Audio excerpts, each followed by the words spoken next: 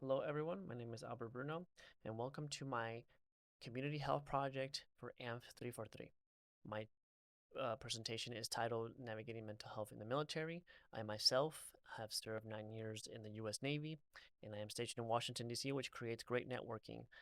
This presentation does include an interview with a fellow coworker, and it is also based off of Walter Reed Military Hospital, which is outside of DC in the DMV area in Maryland.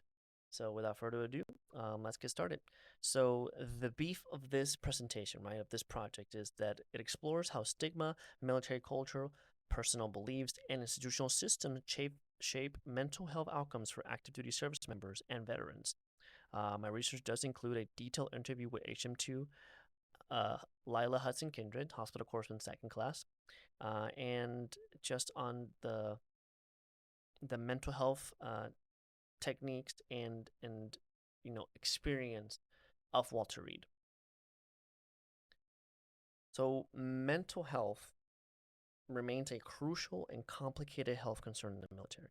Despite available services, many service members avoid seeking help due to fear of judgment/stigma that pertains to career damage. My goal was to understand how military values like toughness and self-reliance impact decisions about mental health care. So, in my interview with HM2 Hudson Kindred, who gave insight into real challenge military personnel faced, was not just in terms of policy, but culture. And this presentation is grounded in medical anthropology to examine how identity, power, and health intersect in this unique community. In the military, resilience and the mission are the essential focus. But the same values are often discouraged on emotional openness. Many see mental health care as a sign of weakness, especially in junior sailors. Um, Junior sailors who are worried about being labeled unfit for duty or losing their security clearance. Policies have changed to protect service members, but many simply just, they don't trust these changes, right?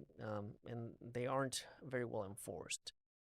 Some commands are supportive, it's all about individuality, but others make it harder to get help. And these inconsistencies, they send mixed signals, especially with military personnel who are transferring so much everywhere. So from HM2 Hudson Kindred, and I would like to say that these pictures, they're just stock images from Google. Hudson Kindred did not want to be in pictures. I am not included in there either. We both are military service members in the United States Navy, and we represent the DoD itself, so we are not in pictures. But yes, her perspective was like the biggest issue is that many people delay getting help until it's just too late.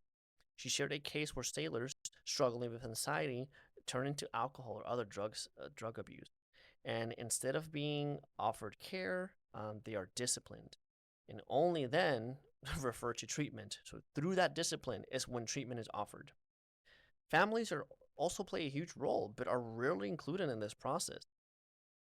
These stories show how deeply stigma and silence are embedded in military life and within our culture. From an anthropological standpoint, we see that illness is not just biological, right? It's shaped by our culture, our relationships, and our institutional rule. The military has made progress. There are awarenesses and campaigns, mental health briefings, and expanded telehealth services, but those don't always, reach people in meaningful ways. According to RAN, which is a reading that I did research for this presentation and writing, over half of a service members still believe that getting help could hurt their career. Anthropology helps us see why reforms fail. It's just not about the policy says. It's not about what it says, but how people interpret and trust it. Anthropology asks deeper questions. For example, does the system make people feel safe? Is this built around their life experience? Or is this just, a facade? And of course, how can we make things better? Well, through recommendations. To make real progress, we need to focus on culture and community-centered solutions. So first, start mental health education from boot camp forward. Second, use peer testimonials to normalize seeking help. Third, involve families more actively in the care process. Fourth, give command leaders trauma-informed training to so that they can respond to empathy and not discipline.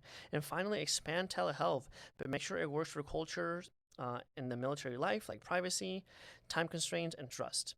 With these, we can help bridge the gap between available care and actual care. And care that makes a difference for our warfighters.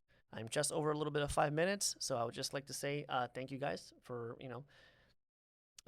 watching my presentation, and I can't wait to see the comments and feedbacks of it. Thank you.